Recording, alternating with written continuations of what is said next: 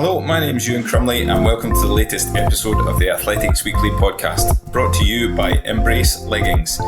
In each show, we bring you everything you need to know from the world of run, jump and throw, analysing the biggest stories and speaking to key names from the sport. Spring has most certainly sprung and there has been lots going on in the world of athletics, from the Boston and London marathons through to Grand Slam track finally getting up and running. And later in the show, we're going to hear from Neil Gourley, the 1500 metre world indoor silver medalist who was part of that Grand Slam track meeting in Kingston as a challenger. We'll hear too from former European 10,000 metre champion Jo Pavey.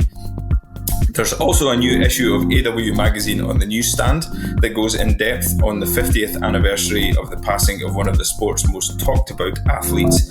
So to help me talk you through all of that, I'm joined by AW Head of Digital Jason Henderson and AW Managing Director Wendy Sly. Welcome to you both.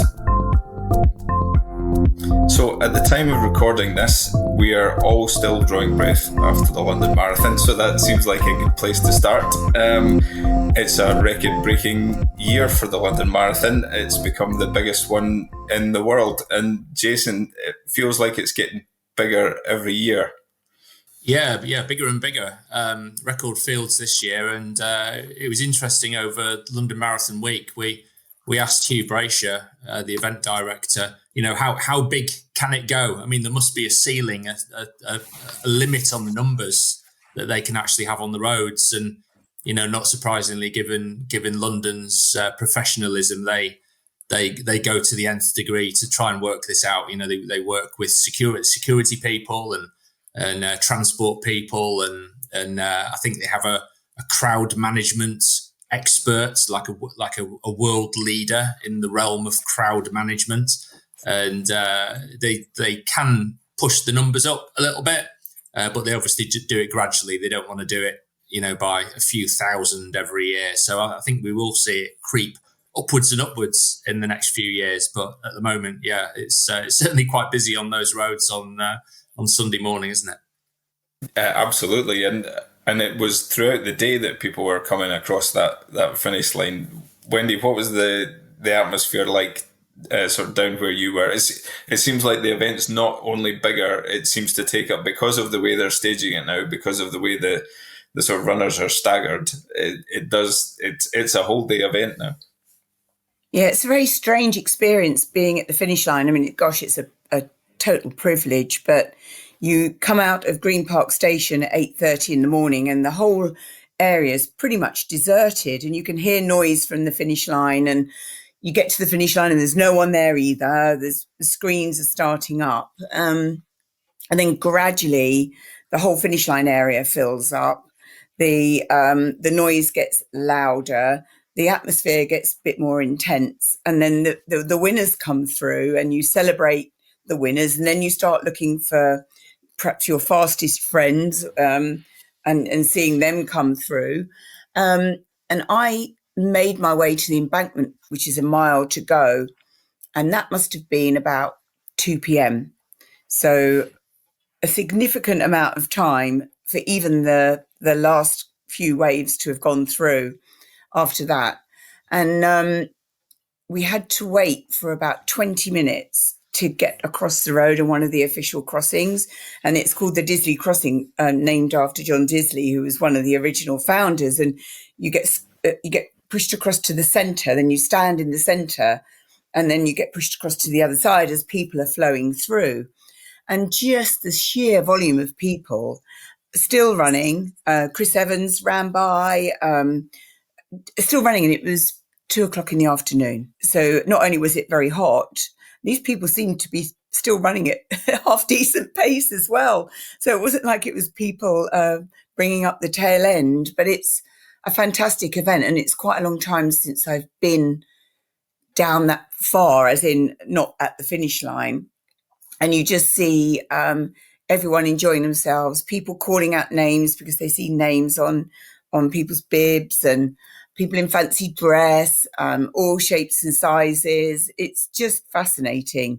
And I think it does tell you a number of things, really, just how much running has grown over the last few years, but also how it manages to capture people from every background, people running for different causes.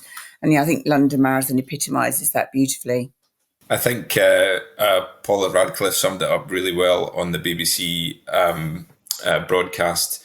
One of the elite races was going off. In fact, it would have been the men's race because the masses were following afterwards. And she just said the sight of that starting, it never gets old. And that sort of flood of people coming through, it's a wonderful sight. And of course, the day before, and this is another event which is getting bigger and bigger, Jason, even though it's called the mini marathon, this now obviously has a mass participation element to it afterwards or later on in the day. But the mini marathon has been the site of, or the start of so many top level athletics careers. So many of famous alumni have come through it, and that was celebrating its a very special anniversary as well. You've covered many a mini marathon. What sort of role do you think it plays in athlete development? Well, first of all, they're trying to drive up the numbers in the mini marathon as well. They've got quite ambitious plans to add, many thousands more young runners to the field in that event on the Saturday. And of course, for many years, it used to be on the Sunday. And I always felt it used to get a little bit buried on the Sunday. It would be in the shadow of the main, full marathon. But having it on the Saturday now, it gives it its own place in the spotlight. And when it comes to the quality and the kudos of actually winning one of the races or getting on the podium or in the top 10, I mean, it's right up there alongside things like the UK Inter-Counties cross-country champs, national cross-country champs, English schools championships, things like that. I mean, it very much attracts all the top young runners now. And we don't just see future athletes and track and field Olympians in it. There might be good footballers and people like that in the races as well. Just a quick story. I had fun on the eve of the race doing a piece around a photo that was from 2013, and Alex Yee was in the photo, and the winner was a guy called Jamal Lewis, who's gone on to be a footballer for Northern Ireland, Newcastle, Norwich, various other clubs, and he actually won the race. He beat Alex Yee that day and beat another runner called Ben Dykstra, who was superb at the time as a runner, went on our front cover as a teenager, and he's gone on to be a triathlete as well. Not quite as successful as Alex Yee, but he's still an international triathlete. So, and also in that race, Emil Keres was buried down the field. Josh Kerr was buried down the field. I think he was in 47th or something. I mean, it's just amazing how the mini marathon just has so many future stars in the races, and they're not always in the top 1 or 2 or 3, as Josh Kerr and Emil Keres showed that year. Yeah, and you could see being around that event on the Saturday just indeed how much it means to these athletes. So when we turn our attention to the elite races that took place on Sunday, the men's winner was Sebastian Sawe. The women's winner was Tigist Assefa. Let's start with the men's side of things. Wendy, Sebastian Sawe decided just to put his foot to the floor when everyone else was going for their water bottle, which was a very brave move to make with 12 kilometres still to go, I think it was. Yeah, you always wonder, don't you, when athletes make a move like that, whether the field are going to be able to pull them back. And we've all seen it time after time where somebody's brave, they go for it, and then suddenly they pay the price, particularly in the marathon. I mean, I think a big move like that, with that far to go in the marathon, is very brave indeed, particularly when I think a lot of athletes, we saw their times, their per kilometre times start to drop as they reached around about that point. But, he has a good pedigree, Sawe, doesn't he? And so I suppose you have to have a little bit of faith in that. And but to hold on to that kind of lead for that length of time and finish as strong as he did, you just think there's a little bit more to come there, don't you? Yeah, and Jason, it adds to the sort of the drama of the marathon when somebody does something like that. There's so much jeopardy involved because of the nature of the event. It can go badly wrong very quickly. Yeah, he kind of broke one of the big rules, really, didn't he, by skipping his drinks at that station. It was a crucial stage in the race as well. It's exactly when you probably want to be taking on some fuel and liquid, and so to actually blast through the station, miss his drink, and then make a surge when all the other guys were having their drinks was quite audacious. But it paid off for him. I think he was on another level on Sunday. He burst away, got a big lead within literally just a few seconds, and then went on to extend it. And he was a class apart, very impressive. Yeah, it definitely feels like there's a sort of a changing of the guard when it comes to the men's men's global marathon running. I mean, obviously Eliud Kipchoge was in the field on Sunday and was very much in the pick. In fact, he looked like he was completely in charge until just over halfway, but he finished sixth. I mean, still running 2:05, so it's not too shabby. But it does feel like that sort of picture's changing, Jason. Yeah, definitely. I think we were chatting in the media centre just before Sawe made his move that Kipchoge looked very good, looked very relaxed. And then he was actually one of the first of the big names to just kind of blow off the back and get dropped. So yeah, you never quite know what's going to happen in a marathon. And as you say, Euan, it does seem like there's a bit of a changing of the guard.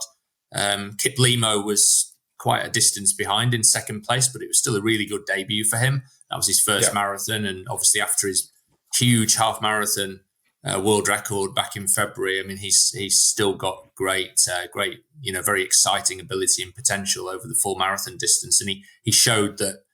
He has got what it takes to win one of these big city marathons one day, and maybe who knows, get close to that 2-hour barrier still. Yeah, and you wrote a piece just after the race about the top British finisher Mohammed, and how he had a very sort of unusual journey to the marathon start line. Yeah, no, he did. He was out in Morocco in the Atlas Mountains there. Where I think lots of athletes have trained out there over the years. I think we associate altitude training with, Ethiopia and Kenya and Font Romeu and places in the States. But actually the Atlas Mountains in Morocco has been the place where lots of good athletes have trained over the years. Hicham El Guerrouj, for instance, would often base himself there, with it being his home country. And Mohammed went out there, but because he was observing Ramadan, he was fasting during the day. So he did a lot of his training, a lot of the harder stuff, literally at 11 o'clock at night under floodlights, which is quite tough. But he tried to mentally turn it to his advantage by basically telling himself that if he could handle that, then he would make himself mentally stronger than a lot of his rivals on race day. And yeah, it worked out for him. He's had a couple of really good Londons, 2 years on the trot now. And I know he's wanting to try and get in the British team for the World Championships in Tokyo later on this year. So yeah, I know the race was missing Emil Keres, but yeah, on current form this year, Mohammed is the number one guy. Yeah, and another talked about debut was Alex Yee, who you mentioned, Jason, Olympic triathlon champion, and Wendy, you've seen Alex since he was a very young competitor coming up through cross-country teams and what have you. It was an impressive debut from him as well. Yes, as you guys know, I was slightly frustrated when Alex Yee went off to do triathlon, although he always said that was his sport originally. But yeah, he was part of a couple of teams, European cross country, and then he won the 10,000 PBs. And watching him run, he looks like a world class runner, doesn't he? And I think his performance last year in Paris, that was down to the run, wasn't it? Really, and his ability. And yeah, he was one of the athletes I was tracking. Of course, we were all fascinated to see what Alex could do over the marathon distance. And, following him on social media, you could see his training was going well. And I think he stated before the event he wanted to go through in 64 and see what happened. And he was pretty much bang on that. But I think, as we were saying earlier, quite a number of the athletes, their per kilometre time started to go down, I think, as the heat perhaps started to have a bit of an impact. And it's quite interesting, and I guess probably a sign of a great athlete that he's already thinking about the next one. I'm not sure he would have said that before the race, but he knows there's more there, and I don't blame him for that. But I would have loved it if Alex Yee had stayed in track and field. But listen, he's Olympic champion at triathlon, and I'm sure no one would want to take that away from him. But what a superb debut, really. When you're used to doing multiple events and all at slightly shorter distances, to then step up and do a marathon while keeping your other two events going as well. But I'm intrigued to see what he does next, actually, because I think he was quite keen to say he's going to do another marathon. So let's see. Yeah, I mean, I think I would imagine in his head he feels he can do 2:7, 2:8, and I'm not sure when that will be. Perhaps he'll go for something like a Berlin, which is flat and fast, or Chicago. But fascinating debut. Yeah, he's got a very refreshing attitude to sort of pushing limits and discovering sort of new, discovering his new limits and training techniques and things like that. It will be very interesting. And Wendy, what did you make of the women's elite race? We obviously had Tigist Assefa won it, and it was a women's only world record.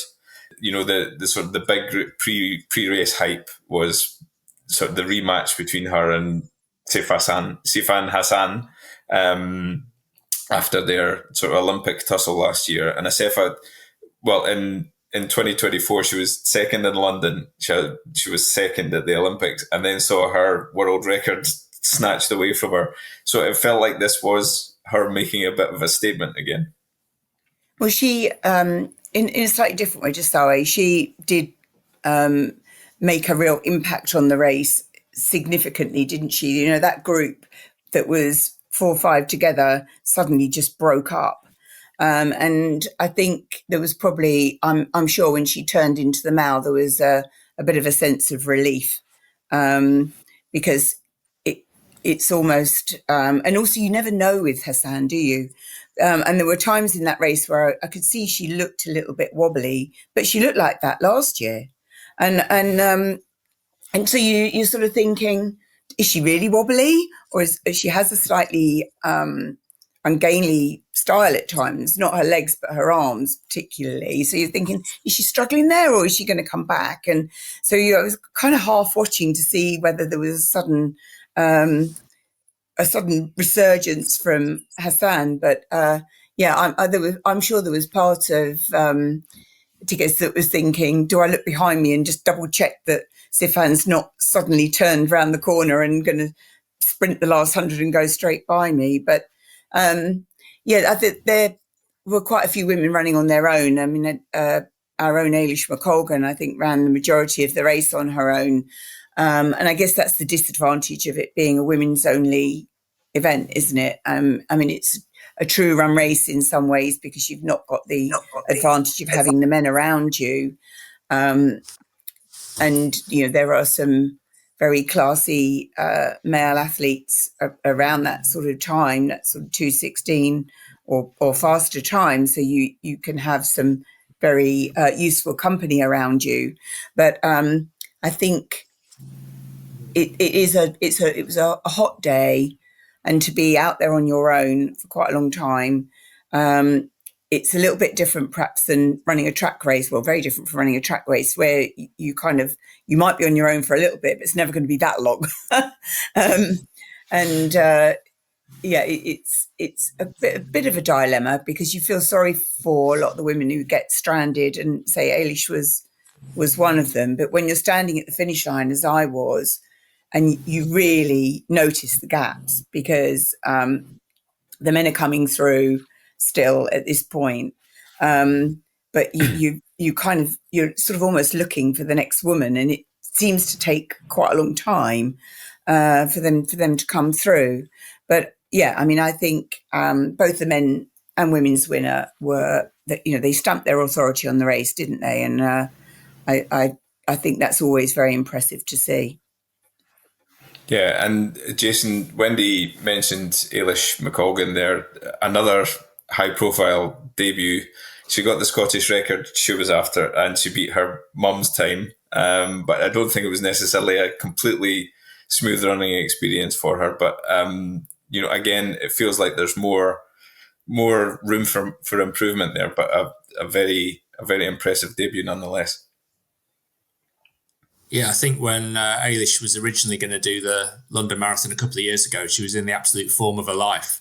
She was in the zone. She was breaking British records left, right, and centre. She's had injury problems since. She knows that she's not in quite the same shape as she was in a couple of years ago. And I think she also probably took a quite pragmatic view on this year's race. She said that she trained sensibly, kept the mileage at a sensible level because she didn't want to get injured again. She just wanted to get to race day and actually do the race, not have to drop out beforehand and, just get that Scottish record, which must have been really pleasing, beat her mum's PB, which obviously has family bragging rights. And I thought she had a really good day out there. She looked like she enjoyed it, and there's certainly more to come from her. I mean, she just looks all round like she's got bags of potential in the marathon distance, and this is the first one that she's got out of the way, and we can look forward to more now as well. I think she looks more comfortable, doesn't she? I mean, I think as a runner, she looks more comfortable at the longer distances now. I don't know whether her stride length has changed or whether she's deliberately just adapted herself to it, or whether it's just an evolution as she's got a little bit older. But she looks like she looks far more comfortable running at that distance than I think I've ever seen her, even on the track at 10,000. So that's as you say, Jason. I think that does bode well for the future, doesn't it? Really. Yeah. And the great travesty here is that we never saw you run a marathon at your peak, Wendy. I think the marathon came a bit too early for you. Yeah, I think I look back now and I think at my time of competing, people didn't really take up the marathon until later in their career. And I think I started a marathon in Miami once I started at the back, and without even trying, I was in third place at 10 miles, but I'd been told to stop at 10 miles because that was all I was doing. And that should have given me some sort of hint, really, that I could do one. But I was quite young then. And by the time I got to my late 20s, I was having dreadful nerve problems and down my right leg. And it just meant that running at a sustained pace for any length of time was quite hard, which of course is what you've got to do at a marathon, isn't it, really? But yeah, now I'm just too old, which is a bit frustrating, really. I'm sure somebody would say that I'm not too old, but I am too old, I promise. So, but when you see, I think there's a lot of young athletes now start running the marathon way, way earlier than we would have ever considered it.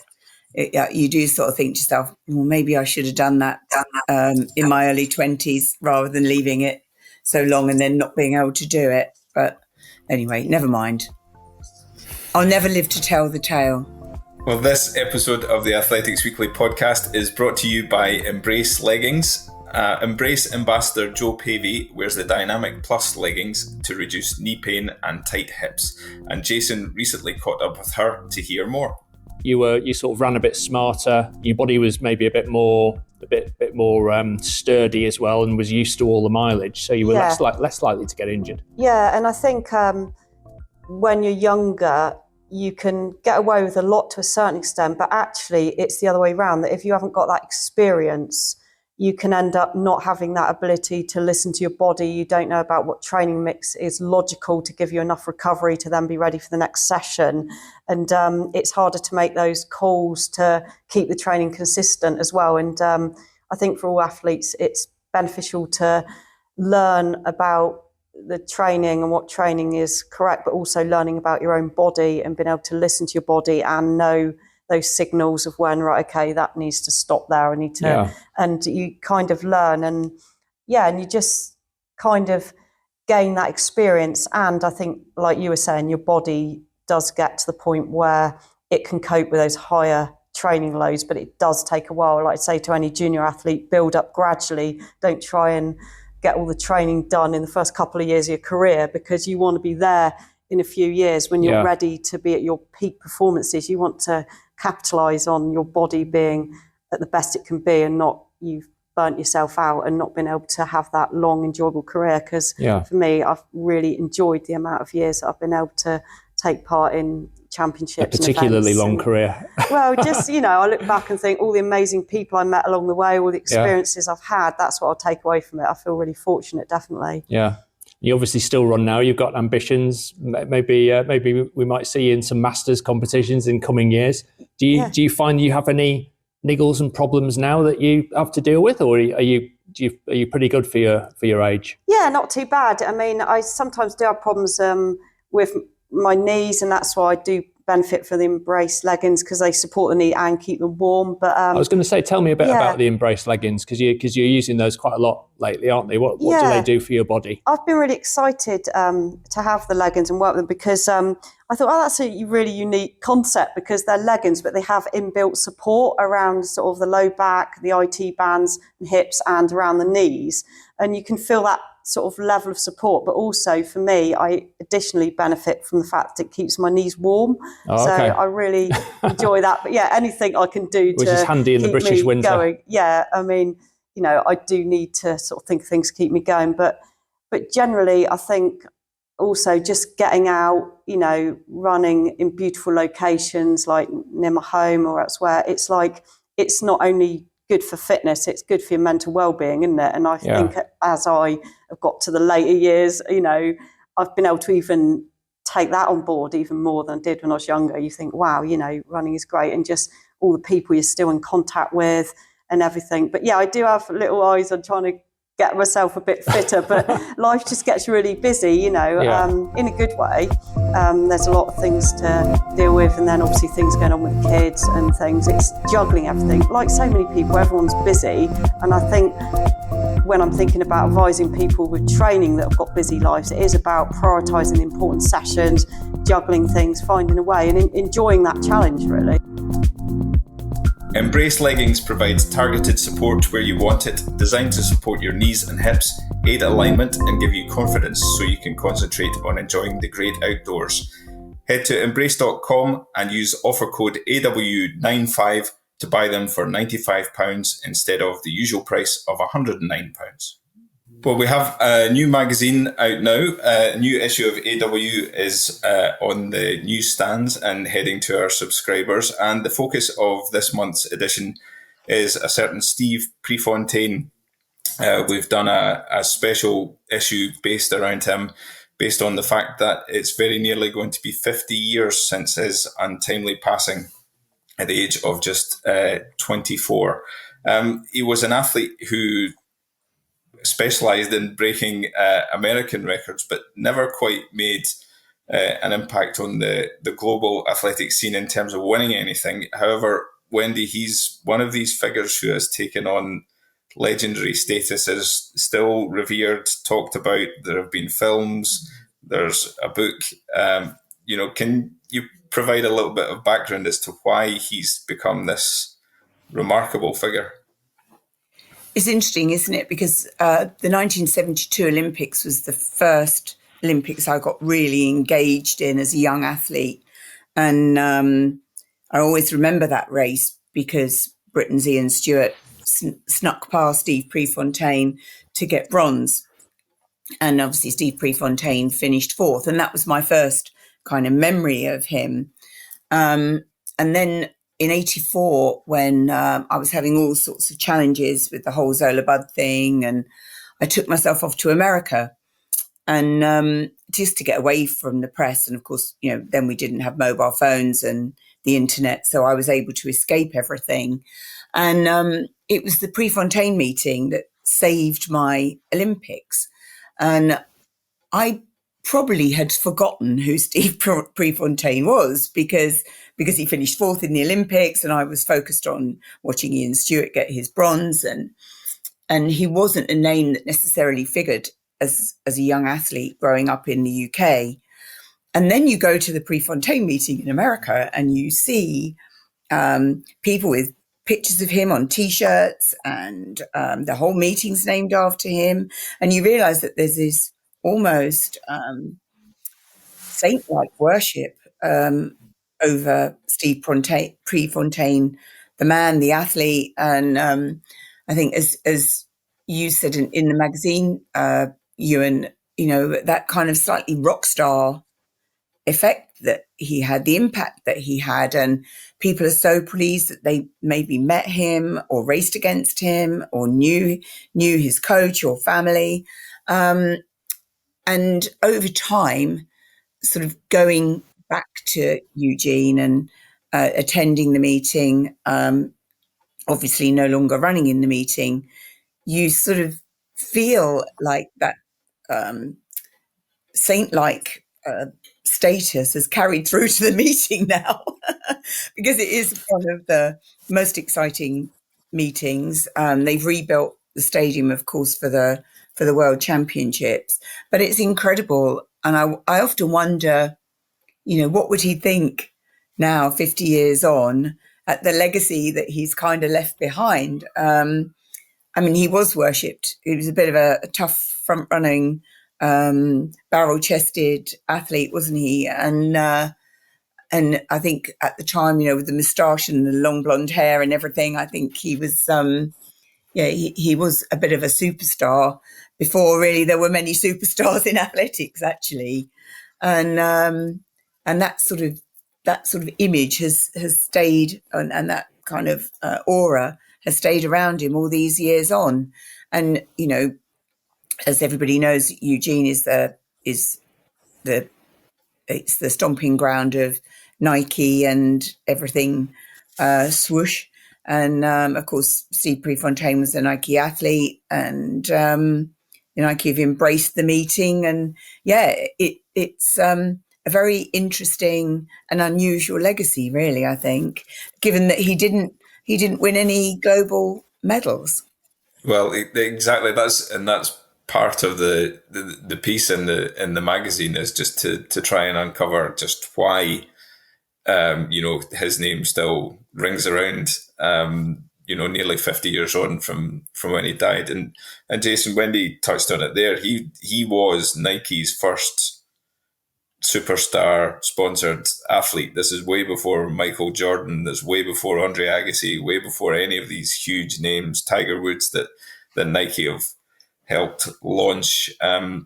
It's hard to imagine now, for example, a top level athlete traveling around with Nike shoes in the boot of their car to give out to to students or young athletes coming up. But that's what he did. He helped to create the brand. Yeah, he was a trailblazer in many ways. I have to admit that for many years I didn't quite get the whole Prefontaine thing. Being British and when the 72 games was on, I was only 3 years old, so it was a little bit before my time. But I think about 10 or 12, 15 years ago, I made a concerted effort to watch the Prefontaine films, and then that gave me a flavour as to his story and what he was all about. And I started to get it. And then we went to the World Champs in 2022 in Eugene, and myself and yourself, Euan, we visited the place where he died, and we paid our own little bit of homage, and then we had a jog around Pre's Trail. And I finally started to get it completely at that stage. I could see how and why he was, so revered and admired. People had come to the place where he died from the other side of the world, and they'd left shoes and singlets and just little things to commemorate him. And it's you can kind of see why why his personality has just stood the test of time, half a century now. And one of my favourite things about working at AW is I always get to have a sneak preview of the latest magazine. Get to proofread all the pages before all the readers are able to get their hands on it. And the feature that you've put together for this latest issue, which is just coming out, is really good, really in depth, goes over quite a number of pages. And I think anyone who's into Steve Prefontaine, it's a must read. Really, they'll have to get their hands on it. Yeah, well, and that magazine is out now to buy. And now it's time to hear from our next guest, Neil Gourley. I caught up with him to discuss his experiences as a challenger at the Grand Slam track meeting in Kingston, plus his indoor season, which brought that world indoor silver medal. Is in terms of how much you've crammed into the year already. I mean, with national records, indoor championships, and then Grand Slam track, how's it sort of been for you, and have you had a chance to sort of digest it all? Yeah, the plan was always to have a kind of heavy indoor season. I kind of maybe underestimated just how much racing I'd be doing, but it was always the plan where, this year being a late world champs out in Tokyo, it was the case where I was thinking, right, let's have a heavy indoor season and really properly peak for this, and then kind of reset and rebuild for the outdoor champs, so we don't peak too soon in that respect as well. So yeah, always the plan, but it has taken its toll. So I've taken a bit of downtime since that Grand Slam meet in Kingston, which was much needed. But hectic, but really good fun the whole way.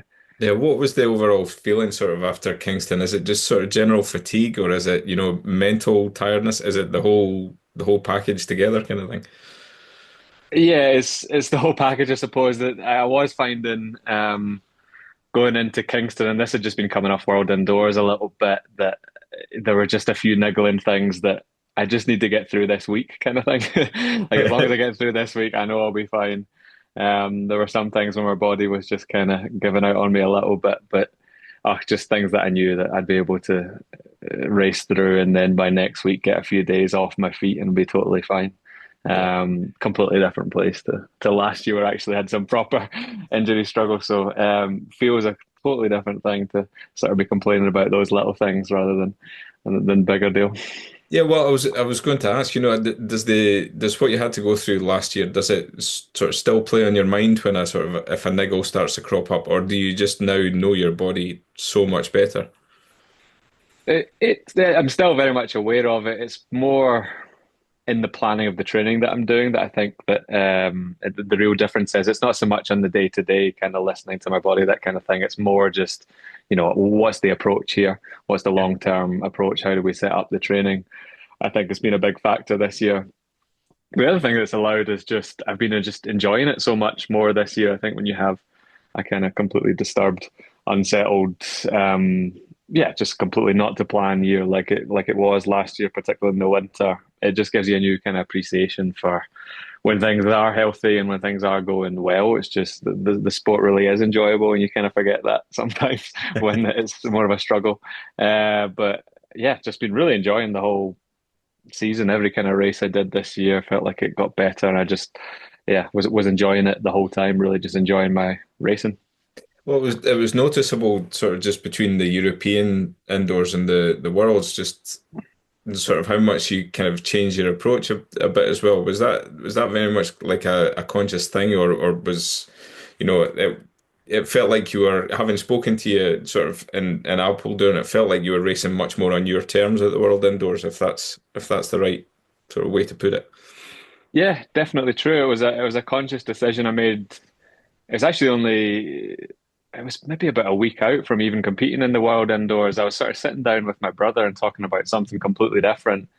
And then for some reason, racing just sort of crossed my mind.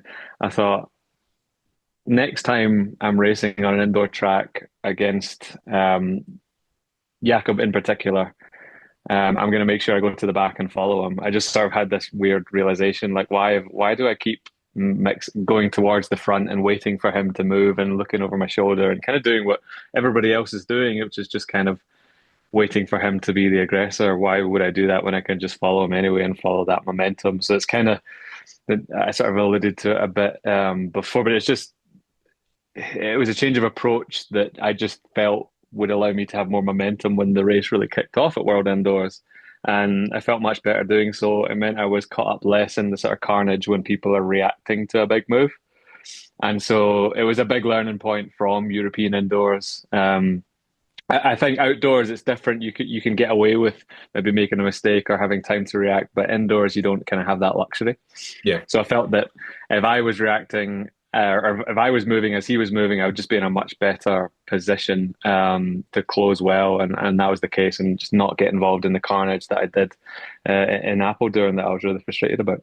Yeah, well, Apeldoorn as well, I think was a tricky track to negotiate as well, wasn't it? Though there were so few chances, to get any ground back that you'd lost, or to make that move, or it was a difficult challenge, that one. Yeah, it was a steep bank, and I think I said it before, which aged myself as an athlete a little bit, that it reminded me of the Kelvin Hall in Glasgow, which is the really steep banks, and it felt like you were running sideways as you came round the bend. It reminded me a little bit of that. But track sort of configuration aside, I mean, I felt it gave me a better chance. That track in Apeldoorn was tricky, but it was more a tactical element that just I had been maybe naive to in thinking that I would just get a clean run as soon as the race kicked off. And the factor that you sometimes forget is what other people will do when a big move like that happens. And I just got caught up in some things that could have happened on any old track, to be honest with you. But I suppose that one maybe did put people more off balance than normal. Yeah, is it the old adage of sort of running your own race? I mean, I know that's so easy for me to say. I'm not the one who's trying to race one of the the best middle distance runners there's ever been, kind of thing. But does that, is that what it boils down to? To some extent, yeah. To some extent, it's also like more about being efficient. So the reason that Jakob likes to go to the back indoors and he likes to move all at once is because you're not spending too much time on the outside lanes, kind of jostling for position and getting involved into a lot of the nonsense that happens kind of mid-race in the 1500 meters. Yeah. It's a really, it's something that he's done for a while and he's good at, but it's less so running your own race. I think to some extent you always have to take into account what other people are doing, particularly in an indoor 1500 meters. It's very rare you get to run your completely own race, unless you do take it out from the front from the start, or you do kind of something more like I was doing, which was going to the back and moving when it seemed right to move, when it was obvious to move, rather than just being reactive, I suppose, in that sense. Yeah. How much of the sort of the mental side of things have you worked on? I mean, I know like previously when we've spoken before, you're quite a big golf fan, and I wondered if sort of seeing something like what Rory McIlroy did at the weekend, for example, and the sort of the demons, or that sort of it's another individual sport where you have to talk to yourself a lot. I was wondering how much you work on that side of things, and if you see parallels with other sports. Yeah, I was quite nervous watching Rory at the weekend. Gosh, he made it interesting, didn't he? When it for all the world looked like it was going to be simple, but in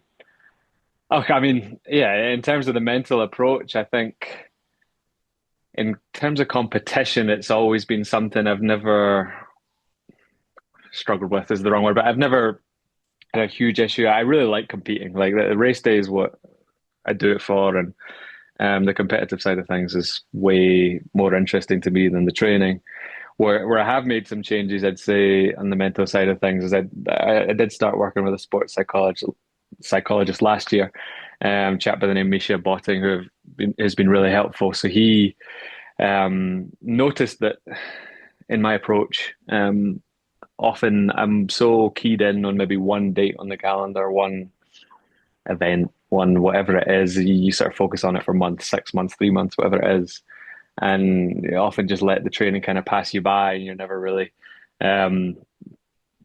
thinking about any one particular day. It's more about how do we get to this one day in the summer or whatever it is, and tried to change the approach to, look, let's train and live like for today's sake and not worry so much about whatever date that is on the calendar. And it was a massive shift for me, even though it seems quite obvious and it's something that a lot of, sports psychology will tell you to do. It just, for some reason, I always thought like if I'm really focused on one day, then that'll have a better outcome. But it doesn't really. It's much better to be focused on what you can do to get yourself better today. And that approach, paid off big time last year when I was injured and I really needed to let go of what everyone else around me was doing. But also even now, just taking it, as I said, day by day, I think that you kind of have greater outcomes that way just by multiplying and stacking the days that went well rather than focusing on what you need to do to be in shape on one certain day. Do you feel different this year? I feel different than last year. I think that's been just purely because of the amount of training I've got in. I feel like I'm performing better, but it's just a result of that. I think mentally I'm enjoying it, and physically my body's able to cope with it, which it wasn't this time last year. So, I'd say I definitely am. Huh?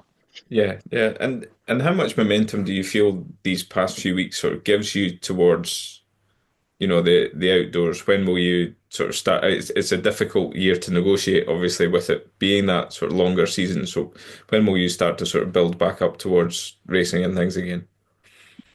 Yeah, taking a bit of downtime the past couple of weeks. I'll start, putting in the hard work probably next week. I've still been kind of running easy this whole time, but it's a case of just building it back up.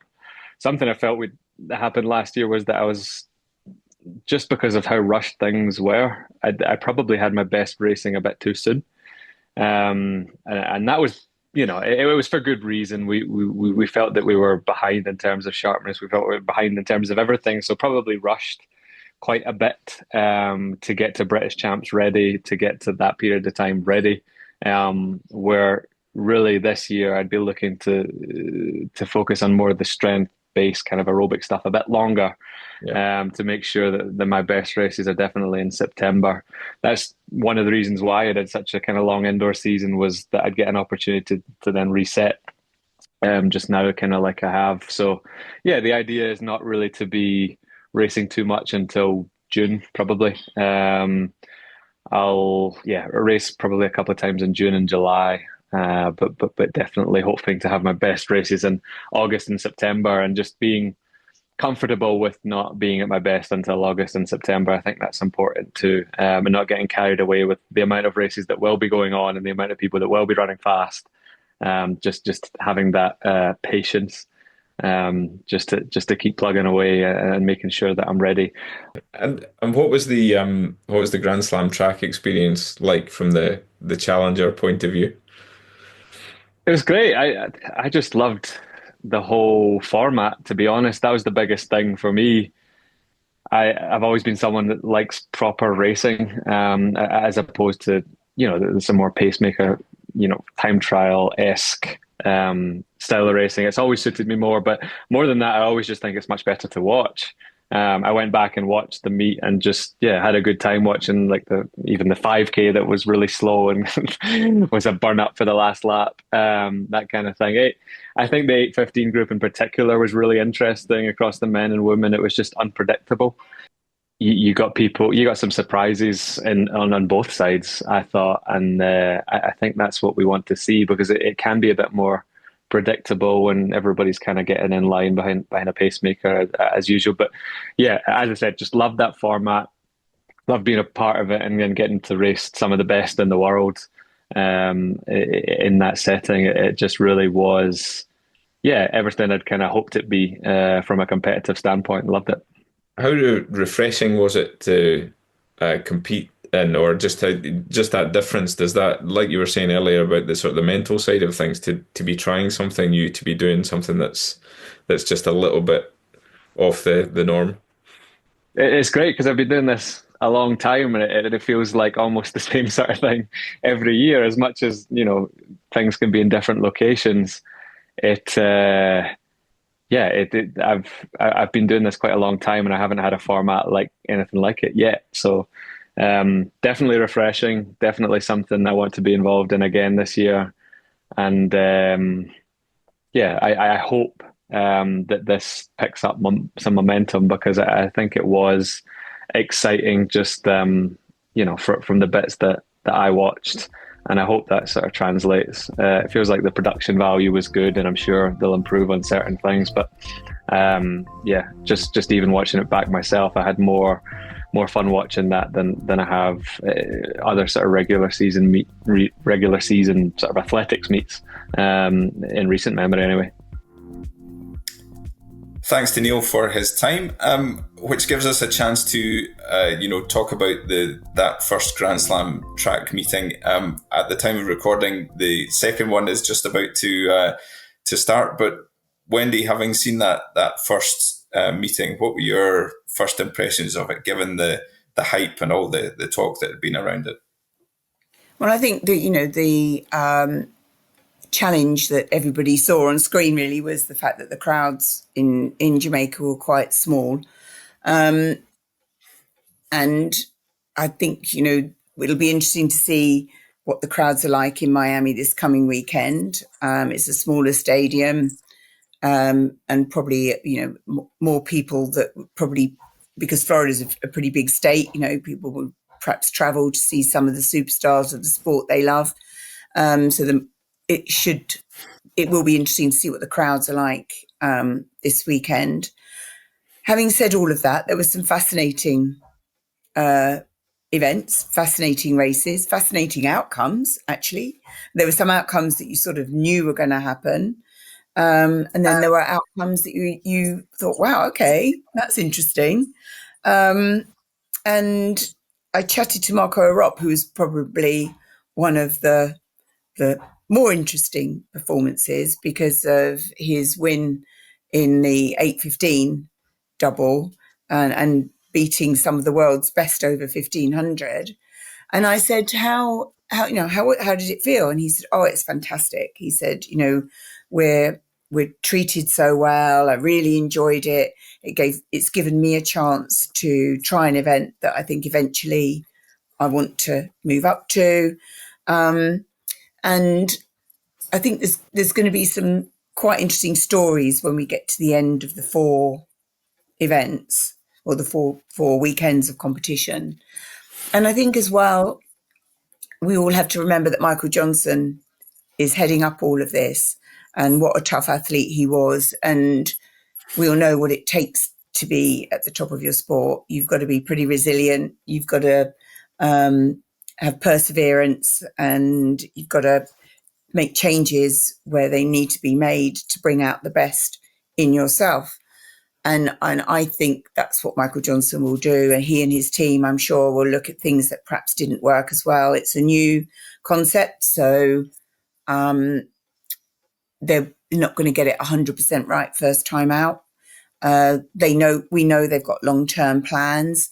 So I think, Michael Johnson himself put something out on X to say, come on, everyone, tell me what you think. And, I think there are some really good bits, some of which I've mentioned, and some bits that perhaps need a bit of work, and gaps between events and so on. So I think overall we could perhaps judge it far better in a couple of months' time when all 4 have taken place.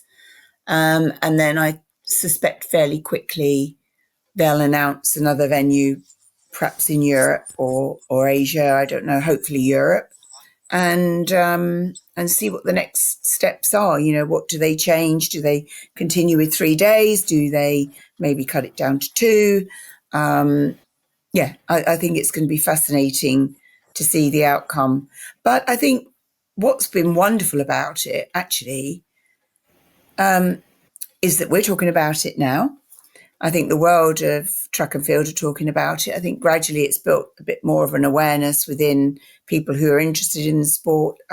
Maybe if it's their second or third sport, they may have caught it on one of the cable channels that are following it. So, I think the jury's probably still out, but I think Kingston was just the very first step on the journey of Grand Slam track. And like I say, I suspect there's more to come from the 3 remaining events this year, but there's definitely more to come, I think, in the future. And it's great that people are talking about it, that it has created a bit of noise. And it feels like Diamond League, maybe that they're engaging a little bit more, I think, generally through social media, through talking to us. There's a lot more engagement from Diamond League. So maybe overall it's had an impact in lots of different ways. Yeah, and Jason, at the very least, it's had people talking about athletics at a time in the year when track and field tends to be quieter. It's done a very, very good job of creating discussion, creating a bit of attention when there normally isn't so much. Yeah, definitely. The first fixture being in April. I mean, that's really early for a track and field meeting. Not many serious athletes would open their season so early. Wendy gave a really good summary there of the whole thing. She touched on many points. Probably the only thing I'd add is that for me, money talks. All the prize money they had was mouth-watering. And for me, it just depends whether they can sustain that, and keep that level of prize money up to keep attracting the best athletes in the world, because the fields are very good for Grand Slam track so far. Superb, totally world class. And probably a rather silly way to describe it is that I live next to a very small track in a corner in the southwest corner of the UK. But if I was giving $100,000 away to athletes to win races, then I'd like to think that I could probably attract a few of them to compete on my local track. It's maybe not as simple as that, but you know what I mean. The money is drawing the athletes to this event, and for me, it depends how long they can sustain that, and if they can sustain it, because it's a lot of money they're giving away to athletes. Very, very, very expensive, and they're certainly not making it up in ticket sales so far, if the Jamaican meeting is anything to go by. That said, I really enjoyed watching it on the telly from the UK for the first meeting in Jamaica. We're speaking on the eve of the Miami meet as well. I've got no doubt I'll enjoy that one as well. It's great athletics. I enjoy the format, and they're getting some of the best athletes in the world to compete. So yeah, it's so far so good, and long may it continue. Well, we just have time to tell you about a new era for AW as well. How we are delivering your news is changing. We have a new website, new subscriptions, and a new experience for you to be able to keep up to date with the sport. Visit athleticsweekly.com to find out more. Thank you, Wendy and Jason, for joining me. We'll be back next month for more from the Athletics Weekly podcast. In the meantime, the May issue of AW is out now, available via athleticsweekly.com and selected retailers. Please like and subscribe to the AW podcast on your usual podcast platform. See you next time.